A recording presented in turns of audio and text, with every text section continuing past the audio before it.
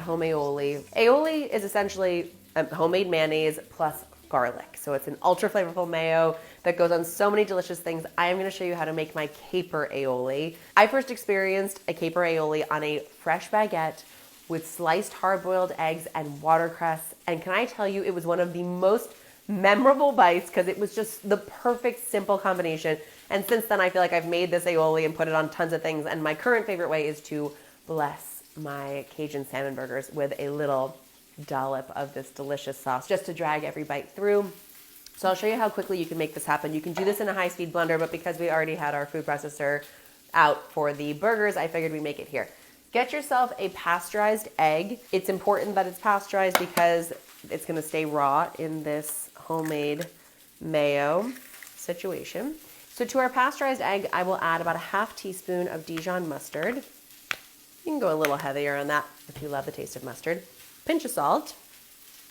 2 cloves of garlic that I'm just gonna run over my microplane so that we don't run the risk of any big hunks of garlic escaping into our lovely aioli. And again, this is all a jumping off point. If you want more garlic flavor coming through, go for an extra clove.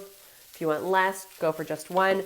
I find that the 2 cloves is just enough to make sure that it's present, it's highlighted, but it's not gonna overwhelm the delicious flavor of whatever you're using this aioli for.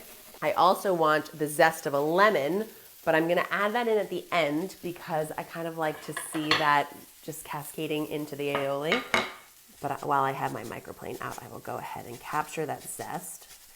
And of course, your zesting technique is always to rotate the lemon as you go so you're not getting anything deeper than that pale yellow portion of the outermost skin where those essential oils hide out. We're not getting any bitterness. I'm gonna cut into my lemon and I'll use the juice of half to get started. If you want it a little brighter, you can add in the second half, but I urge you to start with half because this acid is what's gonna start to build up the delicious flavor of this aioli and make sure that the consistency of our eventual sauce is perfect. And now we are gonna blend this together. And I kind of let this stage of it run like 15 seconds. Then I turn my speed down to low and I'm gonna start drizzling in a 1/4 cup of olive oil and 1/2 cup of grapeseed oil. So that was my 1/4 cup of olive oil, 1/2 cup of grapeseed oil next. And I'm pouring it pretty slowly like so it has a chance to really emulsify into this mix. Let that continue to whip away. Oh, come and see. She's silky, she's velvety, she's thick and luscious. She is currently just a simple, perfect aioli. Ooh, oh, so good, so good. I need a little more salt, but not too much because now it is time to add our capers. A nice little handful, maybe a tablespoon or 2. And I'm just gonna drop those in along with our lemon zest and give it a quick pulse just to bring everything together. There we go, yes.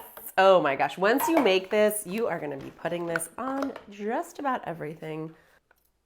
See that nice thick point on it?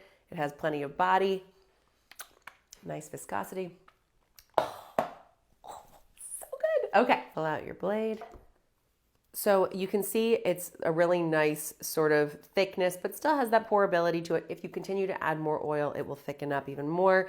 If you want it a little looser and it came out too thick in your version, you can add just a little bit of warm water to loosen it up to create a very slickable sauce. Obviously, this is a lot of aioli. You will not be using it all in one sitting, even though you'll be tempted to because it's so delicious. To store it, put it in an airtight container and it can last in your fridge up to a week.